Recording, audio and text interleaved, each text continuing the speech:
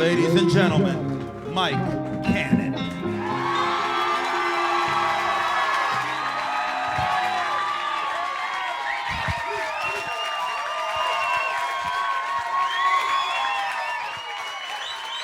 New York, what's going on? Oh my God. All right, relax. I cry easy. That's almost too much energy. It is. I'm tired. I hope I can match it. I have a 2.5-year-old son. I'm with him all day, every day, so I'm tie-tie. So all day, every day, I just daydream about doing cocaine. I do. It would make me a better dad. It would. I'd be like, fucking cars? Yeah, let's go. Is this one a pullback? It's a pullback? I wish I could do cocaine. I guess I could. It's not like court ordered. You know what I mean? I'm just 36. I used to do coke when my body was young enough to withstand that type of punishment. But now, at this age, if I did a bump of coke right now at 36 years old, I'd be like, this is the one. Every valve in my heart would just be like, I don't know, I'm tired, you know? Coffee's not cutting the mustard. Doesn't stop me from drinking it. I pound coffee all day, every day, constantly drink coffee. I'm never awake, but I am pumping with anxiety. Just have constant unwanted thought after unwanted thought. Then all of those thoughts have separate thoughts calling them gay. It's an incredibly confusing time. I'll ask you guys, by round of applause, who here drinks coffee? All right. Quite a few. By round of applause, who here does it work for? Isn't that amazing? We all drink it. It doesn't work. Coffee is the Johnson & Johnson vaccine of drinks. It is. It has an incredibly low efficacy rate. But for whatever reason, we're all still lining up. I know, you know, that's just powerful PR. It is. It's dishonest. Big coffee spending them bucks. But it's powerful, right? I guess cocaine has some pretty dishonest PR as well, right? Cocaine, what is it? It's a sexy drug. That's what my dealers have told me. Like, dude, do a little bit of this, you'll turn into Enrique Iglesias. I've never become a dewy-faced Latin man singing his heart out. I've never been sexy on cocaine. I've never had sex on cocaine. I've told a ton of stories about high school basketball.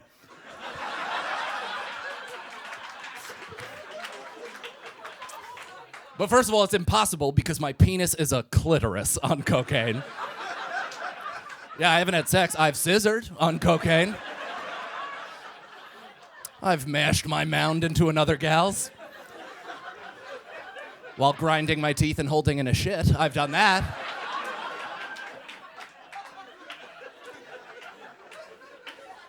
Never quite made it in. I know, that's an aggressive way to open. It is. I don't know what I'm talking about. I don't know about you guys. You know, I feel like that's the biggest impact of the last 2 years on me. You know, is that I no longer know how to be. Just socially, I don't know how to talk to people. I don't know how to congregate. I'm suffering mentally and emotionally. Thank you. But I'm warning you about it. That's pretty cool. I feel like a lot of people are messed up, right? People are going through it, but not a lot of people are communicating it. I feel like the craziest people right now, the most batshittiest of us all, are the ones that are like, actually, it's been a really productive year. I've read a lot. I've written a lot. I ride the Peloton 4 to 6 times a day, just scream pedaling away from every single negative thought that I've had. It's been a really productive, yeah. I'm like, then why are you crying blood? I don't know, this city also, it's kind of easy to feel like you're losing your mind. You know, there's quite a bit happening out there. Especially now that we're in flux, but I don't know, I think New York will be back, right? We have some financial things in the works. Weed is now legal, I think. Here's the thing, I smoke weed every single day of my life. I have no idea if what I just said is true. It's the worst legalization rollout of all time. I think it's legal. I heard it's legal. There's certainly no physical evidence to support that. I saw on an unverified Instagram account that weed is legal. And honestly, that's good enough for me. Personally, that gives me enough confidence. I'll smoke a blunt on the sidewalk, blow hits at cops as they walk by. It's like, it's a new day, officer. Hope you don't fail your piss test.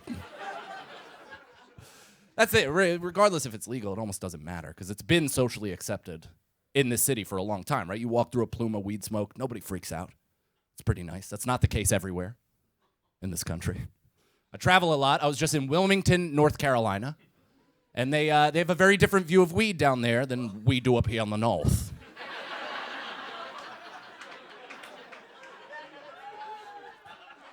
Yeah, I was smoking pot in Wilmington, just a normal day, Thursday, 10:15 a.m. I'm with my buddy, we're smoking, having a good conversation, enjoying the clouds, and people were walking by and giving us looks as if we were shooting heroin while eating each other's assholes. In the middle of town square, like, oh my God, are those two smoking marijuana? Are those boys smoking marijuana? They're doing a Schedule I narcotic. In the middle of the day while I'm walking with my son to the pharmacy to pick up a pain prescription I've been taking since high school. I done can't believe that boy is smoking marijuana. So it's terrifying. Came back up to New York to get safe. It's even scarier here. It's weird, right? It's weird. The legalization timing is odd because they legalized weed in New York City while New York City is at its most terrifying. That's weird timing. They're like, hey, it's a little scary out there. Why don't you smoke this and watch it in IMAX? It's like, oh, okay, cool. This Oculus won't come off. You know, I feel like the parks, they're my favorite part of the city. They're the most beautiful, right? It's a little bit of nature amongst all this industry. It's a cool contrast. Now they are a living, breathing nightmare. All the parks right now are kind of like an outdoor escape room. There's exits everywhere, and I still can't find my way out. I made a mistake. I smoked a joint and walked through Washington Square Park. Yeah, what a Dante's Inferno that place is. Like a true hellscape. There are so many different realities happening in that park. I have no idea which one is the truth. Right? There's like wealthy people, really well-dressed, walking through like they own the place. Then there's a guy riding a unicycle playing the trombone. Then there's like hot NYU kids laying out in the sun, drinking Prosecco, eating cheese, like, this is the greatest city in the world. And just feet away, a dude with 6 open wounds is just leering.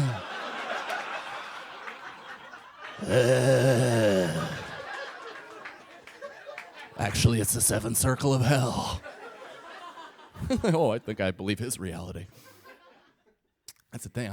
I'm from here. I was born in this borough. I've lived in and around the city basically my whole life. So I feel like I have credibility to say this. New York City, our homeless, in terms of sheer talent, is top shelf. Oh. And that's not me like celebrating homelessness. I'm not pumped that there's people out there struggling. I'm just saying it exists and we have a gifted group.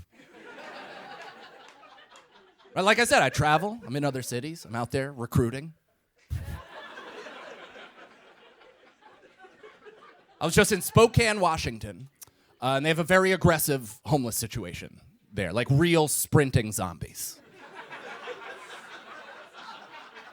For real, like the movie 28 Days Later, like, ha, ha, run at you, and they're like, let me get $5. You look like you have $5. Let me get $5. Give me $5. And I'm like, but you haven't even done a dance or sang a Broadway medley yet. Do you know where the fuck I'm from? I'm from New York. I just watched Cirque du Soleil on the 6 train.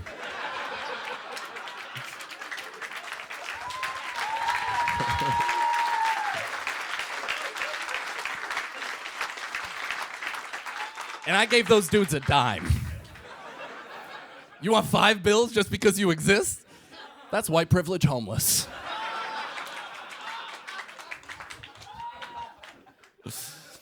Feels weird to say this because actually, for the first time in a long time, I don't live in New York City. I had a baby right before the pandemic. Thank you. My wife did most of the heavy lifting. I kind of just went and then waited.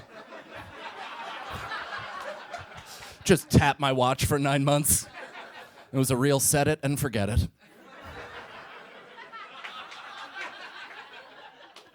But yeah, in May of 2020, we left Brooklyn. We fled. Our lease was up.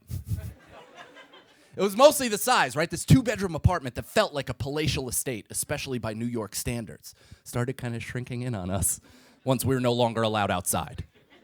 That, and there was a large gathering of blood gang members that decided my front stoop was their home base. And that's not positive or negative about the Bloods. In case anybody here is initiated for life. Lovely guys, they just weren't social distancing.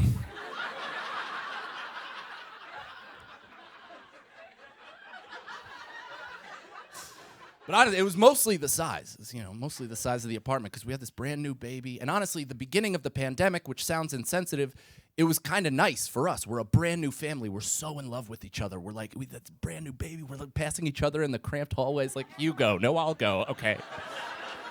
You go. I love you. I love everybody. And then the months dragged on, right? My son, he's new to this reality. He's screaming. My wife is hormonal, coming off giving birth, so she's speaking in tongues. I am unreasonable at homeostasis. Trying my best to be an ever-expanding container of empathy. Failing, losing arguments constantly. I knew it was time to go, right? By the end, after a couple months passed, I could tell, because we'd pass each other in the hallway. And it only happened once or twice, but we passed each other in the hallway, and I would just kind of throw a shoulder at her. Just to knock her off track. She was just winning too many arguments. I would never do anything. I just wanted her to know that if I did, it would be a flawless victory.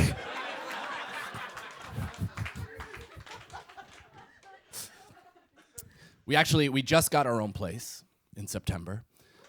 Yeah, thanks. Appreciate it. But I know that kind of leaves quite a bit of time unaccounted for. For about 14 months, my wife and my baby son and I, we were living at my in-laws, which, believe it or not, was not on my vision board at 36. I'm grateful. Can you tell with how that just came out of my face? I'm grateful. I am. I love them. They welcomed us into their home. Very generous. Still a nightmare. Both things can be true. It's just 14 months of silent sex and arguments. Say it right. Can't yell in front of the baby. Now we have these 2 lifeguard adults kind of checking things out. So all of our disagreements for over a year were just a series of pump fakes and eyebrows.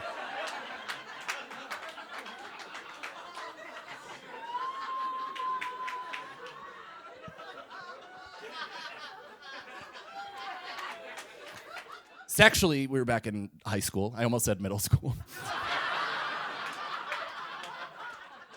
We slept in my wife's childhood bed for over a year, in her childhood bed. It was impossible to have sex. Couldn't get into the mind frame. She couldn't. I could have sex in a river of blood. Does not matter to me. My wife needs the ambiance, the incense, the tones.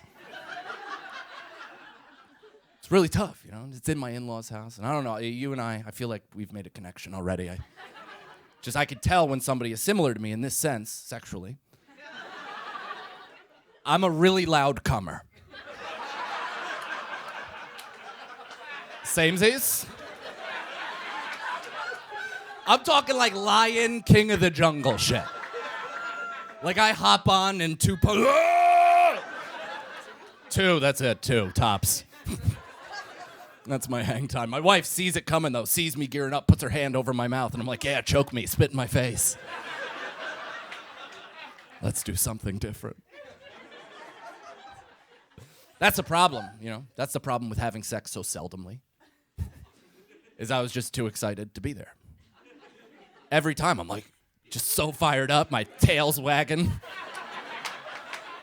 I'm yelping, I'm making noise. My wife's like, you need to calm the fuck down. And I'm like, I haven't been to this park in a really long time. I want to hit every ride. That was a problem. I'd get too excited, make a move, the bed would creak, I'd make a noise, my wife would fucking meerkat. Like, what is that? Is someone coming? Are they all listening? Is someone coming? And I'm like, no, nobody's coming. Anymore. Nobody in the whole house. We slept on a full mattress, my wife and I. 2 full-grown adults slept on the size mattress that you all give your dog. I'm still in constant physical pain. It's brutal, and like, structurally it kind of should have worked. You know what I mean? Because I'm a relatively slender fella, and my wife is a petite Italian woman. But she sleeps like a fucking middle linebacker. In bed, somehow she's 6'4", 325 pounds, and runs a 4.4 40. She covers the entire geography of the mattress. I was left with the Gaza Strip. I had to contort my entire body to fit into this zone. I'm hanging off the mattress, holding on, trying not to fall off like I was a mountain goat trying to catch some Z's. My hoof would slip off. I was just constantly disrupting sleep patterns, having relentless nightmares where I was just plummeting to my death at all times. Have you guys ever had that nightmare? Right, where you can actually feel your soul re-enter your avatar? Dude, 3 or 4 times a week. For over a year, 3 or 4 times a week. I'd just be in bed, just like, ah! Just turn to my wife like, sorry, I didn't realize I was back. She's just completely unbothered, enjoying her acreage. Every once in a while, she'd roll over, big spoon me just to further emasculate me. I can't prove this to be true, but I'm pretty sure once or twice she slipped a fingy in. I think she popped one in, whispered in my ear, just so you know who the dominant one is. Which, joke's on her, I actually think the bottom is the alpha. That position takes far more courage.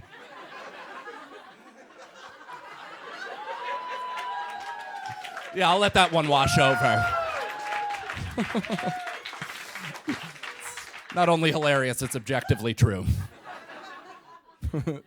So, I am grateful, very grateful that they welcomed us into their home. Super nice. Still frustrating, obviously. Sharing space with people you're not used to sharing space with can get a little crazy. So, it's frustrating, but I talked to people about it, pretty much anybody who would listen. And everybody was very nice, right? They'd try to offer sympathy or positivity, a silver lining, right? They're like, yeah, but dude, living at your in-laws for over a year, you've had built-in babysitters for over a year. It's pretty sweet. You had built-in babysitters for over a year. And I'm like, oh, yeah, no, we went out a ton over the pandemic. It's like, yes, absolutely. They definitely helped, right? But my mother-in-law, she was a teacher, so she worked through the entire thing. And my father-in-law, he didn't babysit much. I guess I could have let him babysit more, but I'm pretty sure he founded QAnon, so. Yeah, he can watch my baby boy if I want him to be on a no-fly list by the time he's 3. I come home, he has all these new theories. It's like, hello, Daddy. Did you know Bill Clinton wrote on Jeffrey Epstein's private plane? 137 times. I'm like, well, that's interesting. Follow the money, young man. That was my entire year. My entire year was Raffi's song Apples and Bananas on repeat while my father-in-law told me the truth about the vaccine. Every day, I like to eat apples and bananas. Do you even know what mRNA is, dude? Do you know how it behaves with DNA? This isn't even a vaccine. It's gene therapy. They've never done this before. I like to oat, apples and bananas.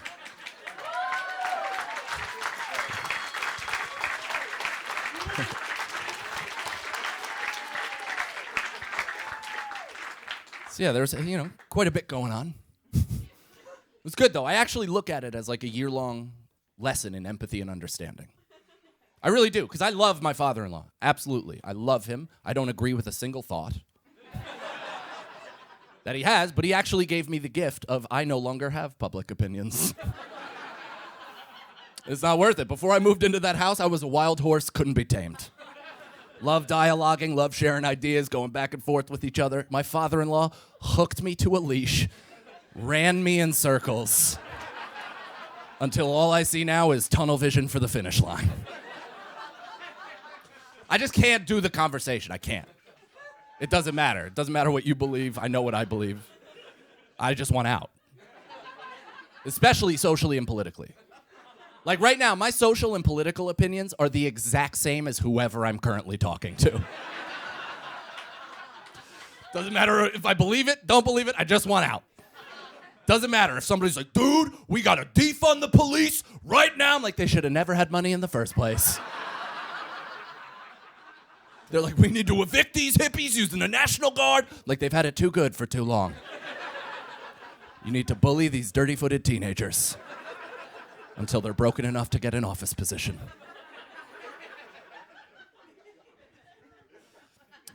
We got to know each other, though, my father-in-law and I. You know, I learned he loves drinking. I don't drink, and he took that as a personal attack. So, oh, word, pussy, you're not gonna drink? I'm gonna make shit uncomfortable. No, but he's lived an interesting life. Loves boozing, lived an interesting life. He has 6 really good stories.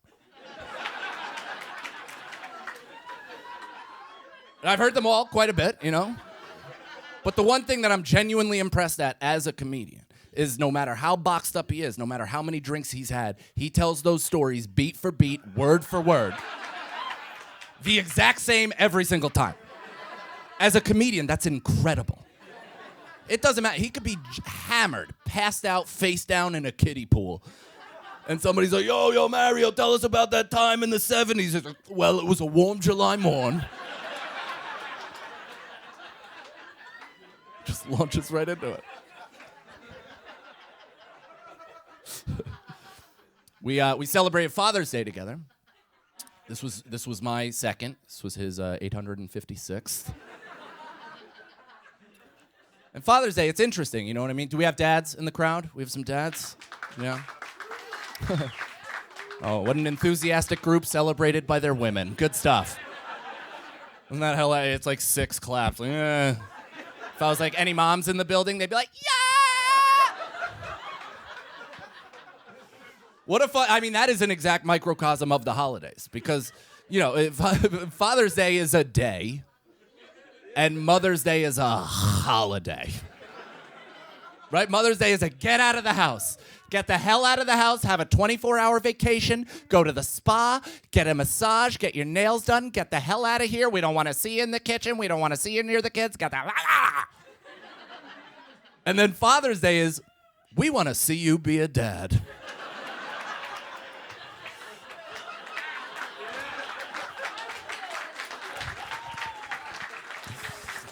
We're going to invite over the entire extended family to audit your parenting ability. And not only are we not going to make things easier, we might make things a bit more difficult every now and then.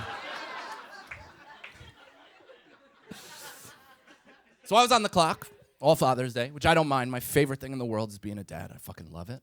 But, you know, once my son went down at around 7:30, 8 o'clock, that's when I was like, all right, I get to celebrate. I kept this kid alive for 2 years. It's pretty great. This day is now about me. So I took 500 milligrams of THC. I was like, I have 80 minutes till bedtime. Why not circle Saturn once or twice? Speed skating them rings. So I sat down at the table and I was eating all the food human beings as a species has ever made. And in ambles my father-in-law, and he launches into a story, and I'm like, fuck! This is 4.5 minutes. That's how many times I've heard every single story. I know exactly how long they last, from the launch until the dismount. But I don't know if you know any serial storytellers. You can't leave after the story because they've already launched into their second story. You have to plan your escape at about 3:45 into a 4.5-minute story. That's when you start to back out of the room. So that's what I did. At about 3:45, I picked up my tray just like it was prison. Walked about 30 feet to the other side of the kitchen, threw it in the trash, turned around like a vampire. My father-in-law was right in front of me. And he launches into a second story, and I'm like, fuck! This is 3.5 minutes. So I'm trying to escape. I'm like looking over his shoulder, under his armpit, for a seam to break out, you know? And then I realized, I was listening, I was like, whoa, he's telling this story a little bit different. Out of nowhere, he's like performing it. He's putting his heart and soul into it. He's personifying characters. He's Mario. He's got talking to Mario. He's doing voices. He's putting everything into it. And I looked at him and I was like, you're getting better.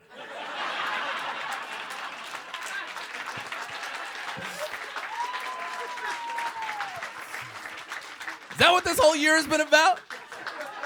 You've just been workshopping an ironclad one-man show?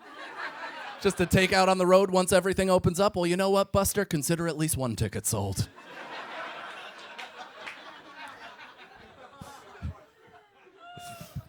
Right before we left, about 2 weeks before we got out, my father-in-law, he bought a flagpole off of YouTube. I didn't know that was a marketplace. Did you know? Did you know you could buy and sell things off the tubes of you? I thought YouTube is where you go and you find out jet fuel doesn't melt steel beams. Then you take that information to a party and you ruin everybody's night. I didn't realize you could buy and sell things. But he did. He got this flagpole. And he's a legitimate, brilliant engineer, right? Owned, operated, and repaired heavy-duty cranes his entire life. Ran the Transit Authority here in New York. Really, genuinely brilliant engineer guy. So he gets this flagpole, and he extends it 30 feet to make it even more flagpole. And he has every flag that you would assume he has. Yeah, he's got the American flag. He's got the Betsy Ross 13 colony circle with the 2A in the middle, just as Betsy wove it. He's got the Don't Tread on Me flag. He's got a Blue Lives Matter flag. And he's got a giant black flag with an AR-15 on it that says, "Come and get it." That's what I was driving home to after shows. Every night. Sometimes I'd be scheduled for 15 minutes, and I would do 2.5 hours. Just to delay the inevitable. But no, so the day after Father's Day, right? I'm downstairs, I'm in the kitchen, I'm feeding my son breakfast. And my father-in-law, he's one of these dudes, he's up already, right? No matter how many drinks he's had, no matter how boxed up he gets, he's up the next morning at 6 a.m. working. He's been retired for 10 years. I don't know what the fuck, it's insane. And I've watched him do it. He wakes up and he's like, that's over. It's like, hangovers are for lib-cuck Hillary lovers.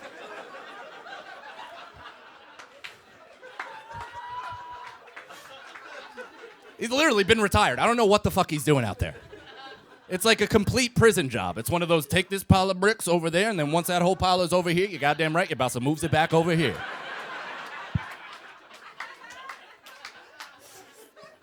So he's outside doing that. He comes in, sees my son and I eating at the kitchen table, and he goes, "Good morning." My kid's like, "Huh?"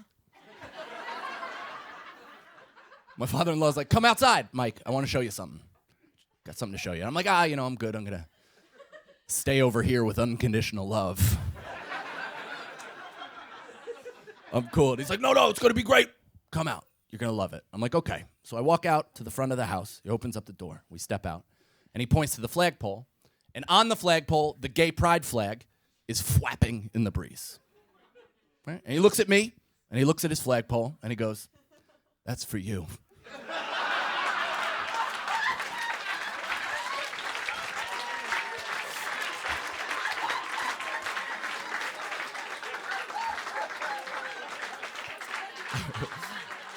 I didn't even write that joke. It happened at me. There's literally a living, breathing, running around receipt for my heterosexuality. In the house. I came inside his daughter. And he's still like, I don't know, dude, I'm not fully convinced. You earn your living using your words. In fairness to him, he did have to see me giggle into a MacBook Pro for a full year. Yeah, and every once in a while I'd put on a wig and a costume and sashay in his front yard. My wife would film me with an iPhone. Never saw the final product, had no idea what it looked like. Just saw that and was like, they're gonna live here forever.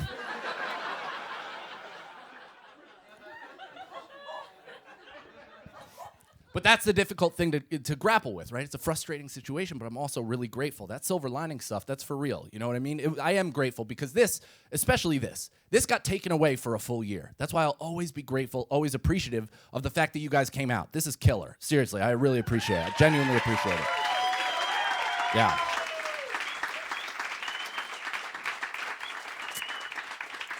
And you know, all that positivity and silver lining got me thinking about my own thing, because the thing that I really appreciate and will never let go of is the fact that I got to spend a full year with my son. Every single day for a full year, back to back to back, consecutively. I'll probably never get that much time with him like that ever again. It was incredible. Incredible in that way. We had a lot of firsts during the year. We had a couple lasts. We took our final shower together. Recently, he's more of a bath baby, as babies tend to be. But especially when he was little, right? If we were in a rush to expedite the process, I'd run him into the shower, power wash his asshole, throw powdered soap in his face like he's heading into Shawshank, and just dry him off, and then Kobe right into the crib, you know? But now he's 2.5. He's autonomous. Standing on his own, moving about, which is a major reason for why this was our final shower. You know, I'm standing there and he's standing there. It's just two dudes in a box at that point, you know? And he's perfectly cock height. Like exactly. Like I don't even need to measure my son. I could just put my dick against a door frame, pencil it, and be like, that's my boy, 23 months.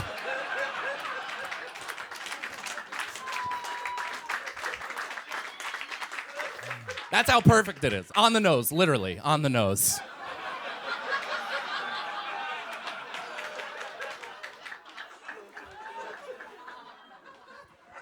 So we're taking what neither of us knew was our final shower. And for the first time, he noticed my penis. It's basically a big skin chandelier for him. And he even said it. He looked at it, he goes, peenie. And I was like, that's right, buddy. That's a penis. I have a penis, and you have a penis. We both have a penis. And my wife was right there. She's like, that's right. It's exactly like yours. And I was like, well, not exactly. I was like, one day you'll grow into this. She interrupted my Mufasa to Simba moment. I was going to be like, one day this will all be yours.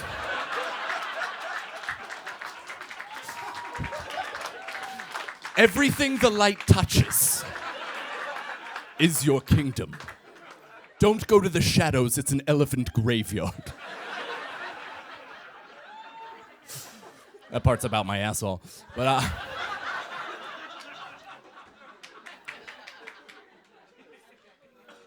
so yeah, he saw it, tried to touch it. He's a baby, it's right there. Right? He just goes, peenie. Tried to grab it, and I was like, Try to guide him out of the way. You know, I didn't want to be too aggressive. I didn't want to, like, chop down on his forearm and be like, wait for consent, you white male piece of shit.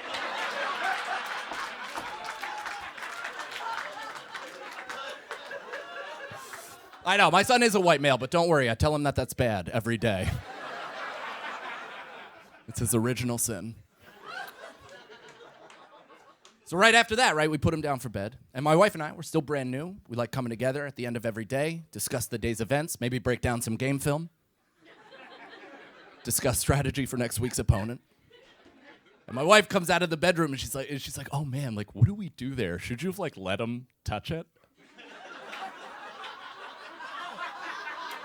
She's like, because we don't want to mess him up sexually. and create a sexual blind spot for the rest of his life. So like, should you let him? And I'm like, here's the thing, I'm pretty progressive. But I draw the line at my toddler jerking me off in the middle of a shower. I don't want a plump-fisted, knuckleless hand job from my sweet baby boy as water softly cascades onto my back. It's like, yeah, if that somehow fucks him up and creates a sexual blind spot where he goes through life thinking he can't jerk off his own dad, I think that means we succeeded as parents. I think we get a blue ribbon. It is amazing, though, because I am very tired. That part was true. But it's weird. It's a different tired than when he first got here. I don't think it ever ends. It just kind of changes the way you feel. You know what I mean? When my son first got here, I was tired in the sense that I was tripping balls. I was up every 1, 2, 3, whatever it was, hours, so I'm hallucinating. Basically existing between realities, trying to keep this kid alive. It was actually a pretty easy transition for me because that's exactly what I was doing before my son got here. I did mushrooms while my wife was pregnant because I wanted to meet my son before he arrived.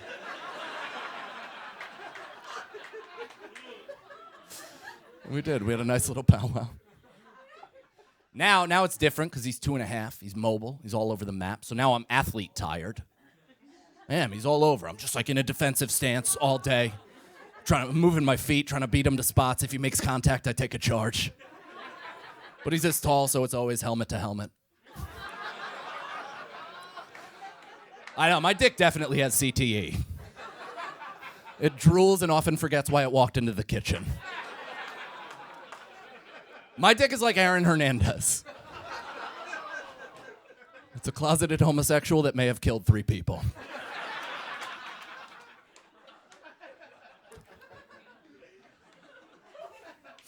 It is interesting because just watching him live, like, you know, I was always taught as a kid that human beings have an innate instinct to survive. It's built into us, right? We want to survive. We can't even drown ourselves unassisted. We need to tie a brick to our foot or have a friend push us down.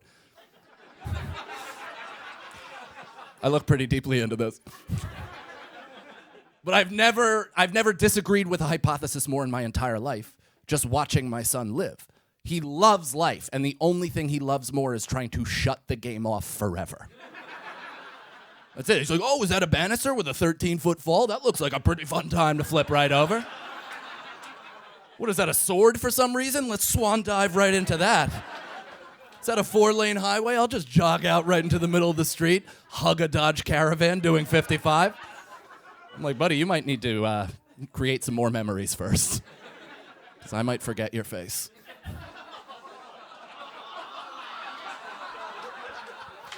No, you're right. It's you that should have that sensitivity.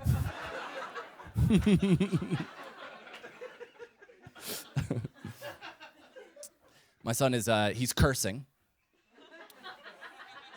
I fucked up. I did. I reacted. You're not supposed to react to the curse, but I've never heard something that cute curse before. We're sitting at the table, and I hear, fuck, and I'm like...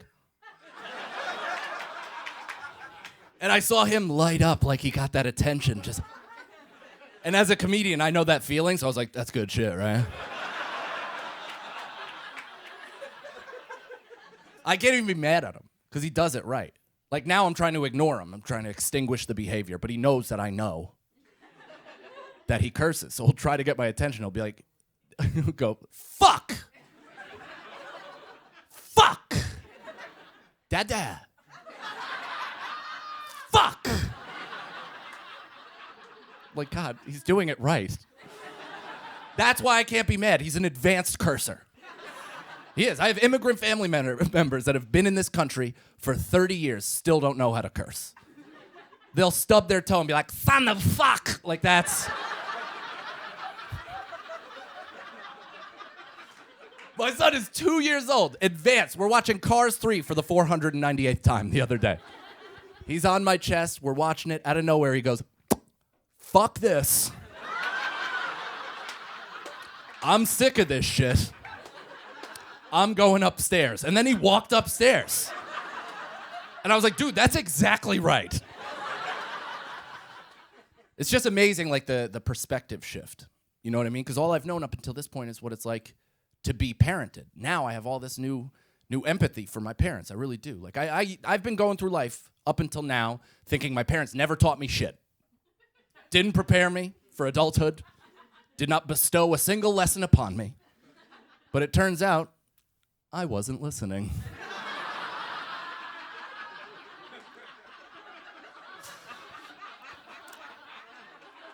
As a parent, I'm getting hit with like all these butterfly effect memories. I'm like in positions with my son and I'm like, oh, that's right.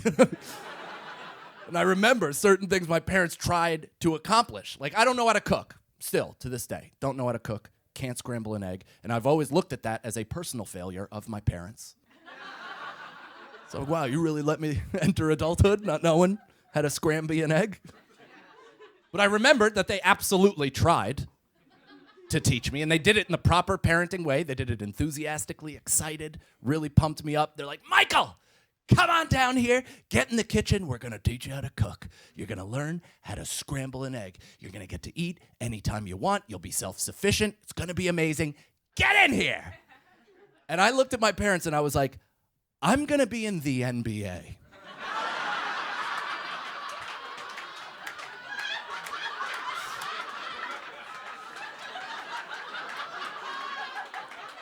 Why would I ever need to know how to scramble an egg? My chef will scramble my egg. What, do you not believe in me, Mom and Dad? That is unfortunately entirely true. I really believed until a late age that I was going to the National Basketball Association. I played community college basketball and assumed the Knicks were just a day away from calling at all times. And honestly, I blame me playing too long. Like, I wish I quit earlier. But I blame me playing too long on the fact that social media didn't exist yet. Didn't exist. So I was an incredible basketball player for my town. And I knew nothing else. It's like, well, surely my town's talent pool is indicative of the rest of the world. But had I had social media and I could scroll through and see that there were Zion Williamsons in existence, just a 15-year-old, 6'5", 275-pound kid doing windmill dunks from the free throw line, I would have looked at that and been like, I should probably learn how to scramble an egg.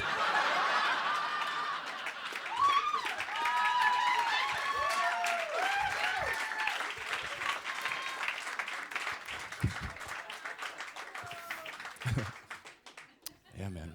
Everything's good, though. My wife and I are solid. Took us a while, though, to get back to the sex.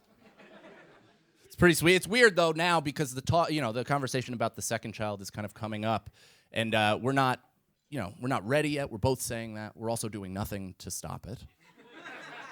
I'm not wearing a condom. What am I, a child? Yeah, so I've just been pulling and praying for 2.5 years. But I'm a comedian, so my timing is impeccable. It's wild, though, because we've had the conversation, right? Neither of us are ready for the second one. Who knows? It might happen, whatever. But my wife's lips are saying something different than her, I guess, other lips. So anytime we have sex and I go to pull out, she fucking UFC leg locks me around the waist. I'm like, Jesus Christ. How dare you try to rape a baby out of me? This has to be a consensual conception. It just took us a while. Took us a while to get back into the full swing of things. And I figured out why. It's because raising a child is probably the least erotic activity two human beings can do. Right? There's nothing about it that, sets the stage for romance, intimacy, or anything like that. So you have to get good at compartmentalizing. You have to separate what you do during the day and then what you hope to accomplish later that night. But it's tough for me because I'm with my son and my wife all day. And all day my wife will be like, oh my God, Mike, he's your twin. He looks exactly like you. It's fucking freaking me out. He's your carbon copy. He's your twin. And then 8 hours later, I'll be inside of her and I'm like, still look like your baby boy?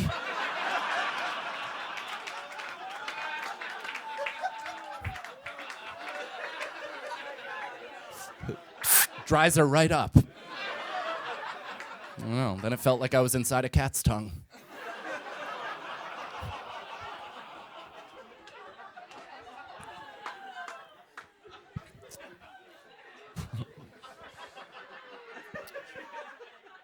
Took me 6 months to go back down on her.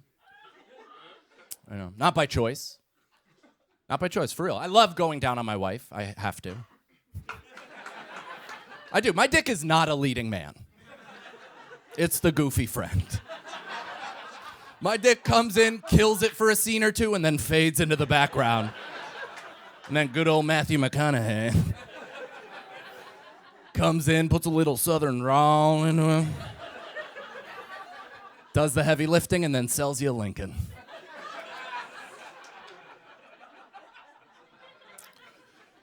So I knew it had been a long time, right? I wanted to put on a show. I wanted to remind my wife of what we had before our son got here. So I went down slow, and I kissed her C-section scar.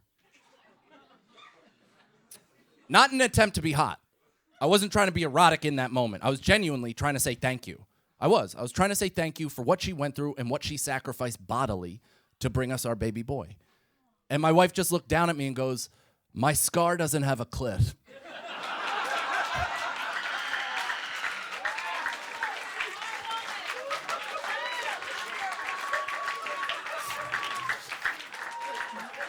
She's like, "Why don't you mosey on a bit down south and visit the hood?" A lot of women laughed at that one. Not enough men, if you ask me. That was a clitoral hood joke. Takes a deep vaginal understanding to truly appreciate it. Maybe not deep, more surface. But I don't know, you know, I know I'm filthy. I know this is insane. It's because I grew up in a repressed Irish Catholic family. So we just never talked about sex. Never. So now that I have a microphone, I'm like, "Have you guys heard of jizz?" Everybody's like, yeah, we're good. I'm excited to turn the table on that, you know what I mean? I want to talk to my son about that stuff, have difficult conversations. Obviously, not yet. But in time, I'll probably be the first canon father in our lineage to have a conversation with his son. So that's exciting, you know what I mean? And regardless of what his orientation is, obviously I don't know yet. Could be straight, gay, other, I have no idea. He's been teething for a long time, which I know might not connect for all of you. But basically, teething means he's been deep-throating every toy he has for a while, and nobody warned me about that. Nobody told me one day I was gonna walk in on my brand new baby, and he would just be like, "Wah!" Just banging the back of his esophagus with Elmo's leg. What's a letter of the day? Clap, clap, it's a letter of the day. Clap, clap, it's a letter. It's a letter. So it did make me start to wonder, you know, whether or not my son is gay. And not out of concern, out of curiosity. Right? I've never had a gay member of my family. Somehow homosexuality has missed 100% of the Irish Catholics.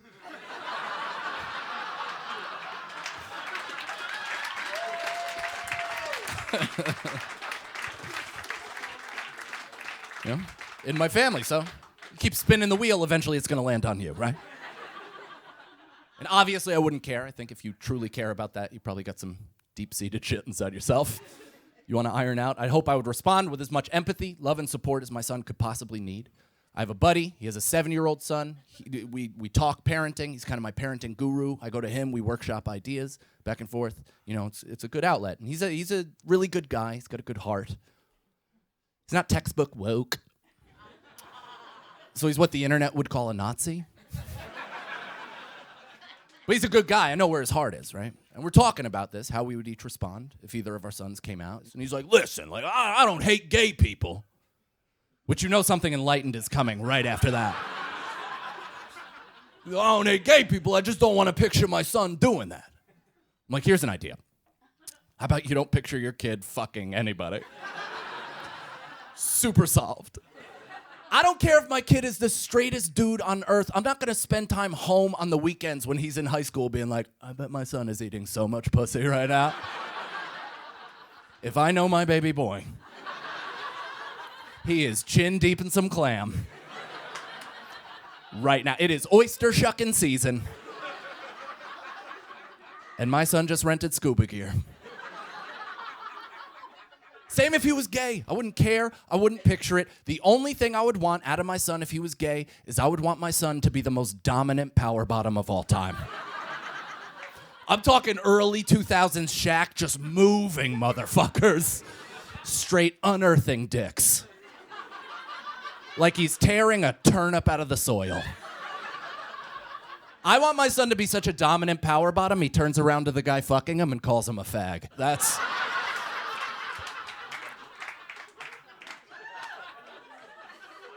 the type of alpha homosexual I'd like to raise. But I'm excited, those tough conversations. I'm excited, 'cause my parents didn't really talk to me about sex. Like my dad tried to talk to me about sex when I was 19 and driving him to the Knicks game. Like a full beard, I'm on the George Washington Bridge. My dad's like, so you know how to I was like, easy there, Tim Allen. Boa? Well, yeah, I'm good. I've been raw dogging the neighbor for the better part of 4 years, so. It's totally true. You wanna know what happened to her? She's now my wife. Come on. Yeah. Sometimes it pays to go skins early. My mom was the one that, she gave me information, which is really progressive on her part because she is Irish Catholic. Her mother was straight off the boat. My mother went to Catholic school from the time she started until the time she stopped. And it was that level of Catholic school where, the nuns would beat the shit out of you. That much love for Christ. My mom would be 6 working on her penmanship. A nun would come over, rap her across the knuckles. When your hand heals, you write perfect cursive. Peace be with you. And also you. So she couldn't talk to me. It was too uncomfortable, which I totally understand, But she gave me information, which again, is pretty cool. When I was 12 years old, my mom bought me a book called What's Happening to My Body. And I used to jerk off to the illustrations of girls going through puberty. Each picture had a few more pubes, and I was like, yeah, that's enough. I got that book as a paperback. It left hardcover, for sure.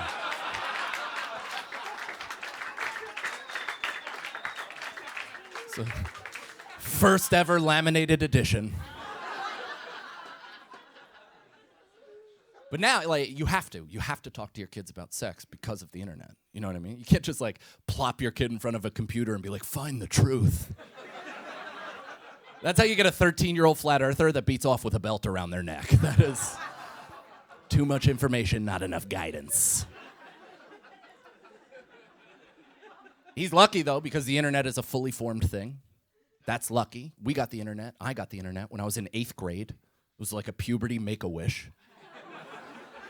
It was insane, and we had no idea what it was, but I do remember knowing that I was gonna jerk off to it. And I remember the first things that I used to masturbate to, I used to download female orgasm noises from LimeWire and Kazaa. And jerk off like a kid in the 30s listening to the radio. It's Little Orphan Annie. Drink your Ovaltine, kids.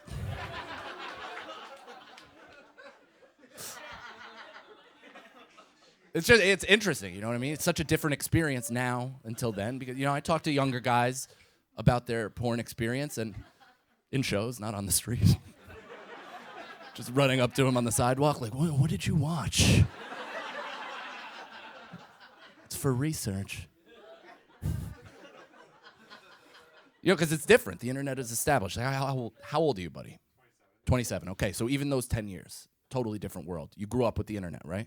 Yeah, had it. First things you masturbated to, internet? Good for you, buddy. Alone? It's funny, you gave kind of a, face. But that is a generational thing. So you were alone. But listen to me, dude. I grew up Irish Catholic as well, but in a different time. And the first time I ever watched porn, I was with 11 of my best friends. Because we had one tape, one TV, and a limited amount of time. Before somebody's mom came in with grocery bag. What the fuck is happening? Is this teamwork masturbation? It's like, granted, the high fives might have been a bit excessive, but everything else.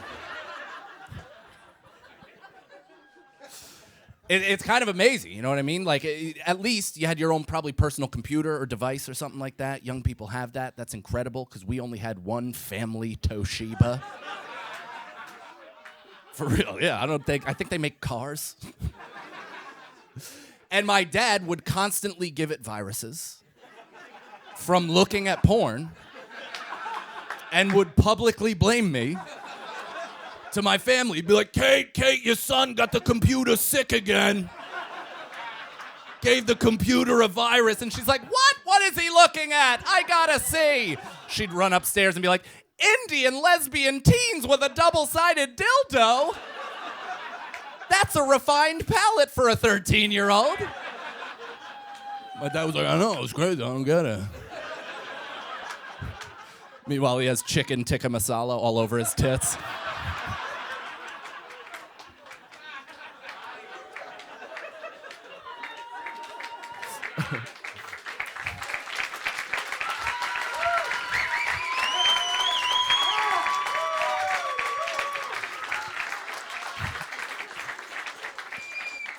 And it's funny, like, getting caught is a life experience that's kind of being wiped off the earth. Do you know what I mean? Because it's too easy not to. You just erase the cookies, get rid of the history, all that shit. We had to bury evidence like we were a mobster in a RICO case. Tangible evidence, magazines, tapes, hard socks, you name it. We had to get rid of it. I remember the worst thing that I had, right? I had this big Ziploc bag filled with cutout pictures of naked women. Like a serial killer. Just cut out body parts jammed into this bag that I was so embarrassed and ashamed of. After every use, I would dig a hole under the shed in the backyard and bury it there like a fucking raccoon. Every time I finished, I'd pull up my pants, I'd have a glazed belly, I'd run it into the backyard, dig a hole, cover it with dirt, cover it with leaves. Every time there was a hard rain, I'd have a fucking panic attack. Thinking about the water just washing these pictures onto the backyard. And my parents discovering who their son really is. Guys, thank you so much. I really appreciate you coming out. I appreciate you. Thank you. Thank you very much. Thank you, everybody. Thank you. You know what I mean? Like, I feel like I'm just standing here. It doesn't feel good. Yeah, like, said Daddy. I'm just waiting to start. Whether at the bonfire or Jim and Sam, I'm curious. Do I need a hype man to come with me up at serious? I'm serious. The doubters will learn like Howard, I'm stern. Biracial with success is my essence, Steve Byrne. Fuck you thinking, you little twinks. This ain't Nicki singing. This ain't for Bob. I murdered Saget, sending packing. Really, my bag's expanding like I'm hyperventilating. And I'm hating every Amy ever since my mic was taken. Now I'm always packing and hanging out with two mics. And you might lose sight, bitch. I'm itching to get into a few fights, which will lead to me to be an evil icky hickey with the 4-inch dick. You think, but this rap ain't even a little dicky. I mean, I'm Kevin Costner with a dream. And I'ma see a field of bitches coming after me. Cause I'm wheezy drinking lean, mixed with Prickles being mean, and I got a chandelier trying to be like Chandeling. Open mouths get fed, yo. Now I'm eating crumbs, very soon making bread, though. Every man, not really. I be acting humble, ripping hicks off like Leary. Open mouths get fed, yo. Now I'm eating crumbs, very soon making bread, though.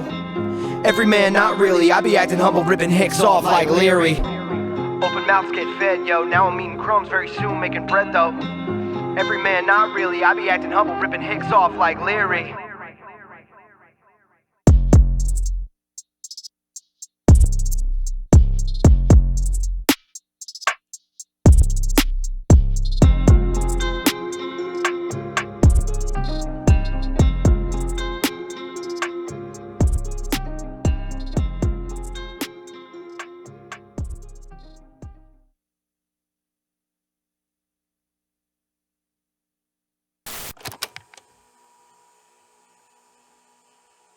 Give it up for Michael Cannon, everybody.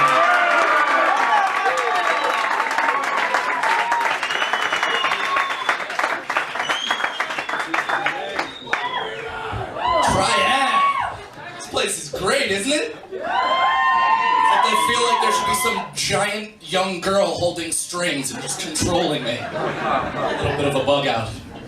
So I'm nervous as shit. I'm glad the mic came out clean, because it could have been like my first blowjob and just... That would have been no good for anybody.